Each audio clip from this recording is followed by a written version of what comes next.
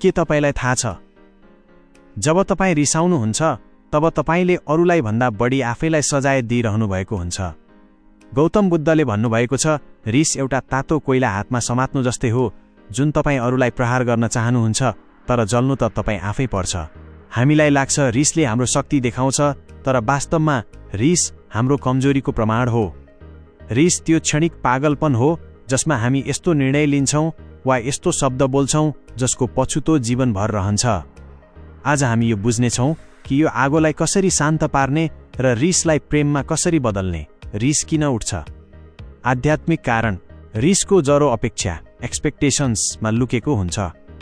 जब बाहिरी संसार हाम्रो इच्छा अनुसार चल्दैन, जब मानिसहरूले हाम्रो मन अनुसार बोल्दैनन्, तब हाम्रो अहङ्कारमा चोट लाग्छ र त्यो चोट रिसको रूपमा बाहिर निस्कन्छ। आध्यात्मिक रूपमा हेर्दा रिस तब जन्मिन्छ जब हामी परिस्थितिलाई नियन्त्रण गर्न खोज्छौँ। हामी बिर्सिन्छौँ कि यो संसार हाम्रा लागि बनेको होइन, हामी यहाँ एउटा यात्री हौँ।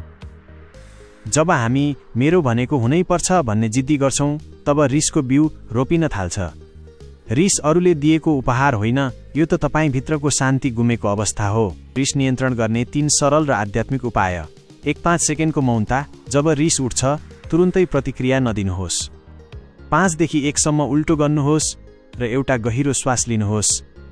त्यो 5 सेकेन्डको ग्यापले तपाईँको मस्तिष्कलाई प्रतिक्रिया रियाक्टबाट बुझाइ रिस्पोन्डतर्फ लैजान्छ। 2. साक्षी भाव। अब्जर्भेसन। रिसाएको बेला म रिसाएको छु भन्नुको सट्टा मेरो मनमा रिस उठिरहेको छ भन्न सिक्नुहोस्।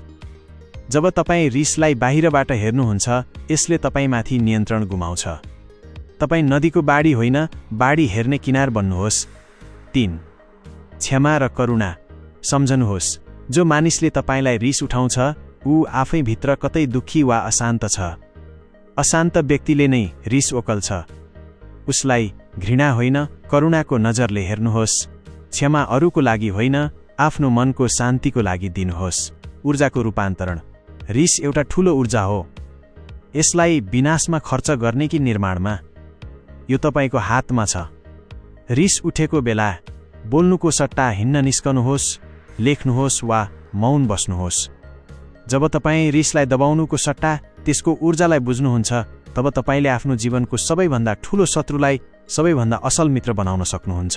अन्तमा एउटा शान्त अनुहार र शान्त बोली नै संसारको सबैभन्दा ठूलो शक्ति हो। रिसले घर जलाउँछ तर शान्तिले जीवन सजाउँछ। आजै संकल्प गर्नुहोस्, म मेरो मनको साँचो अरूको हातमा दिने छैन। कसैले मलाई गाली गरोस् वा प्रशंसा, मेरो शान्ति मेरै हातमा हुनेछ। शान्त हुनु नै सबैभन्दा ठूलो क्रान्ति हो। धन्यवाद।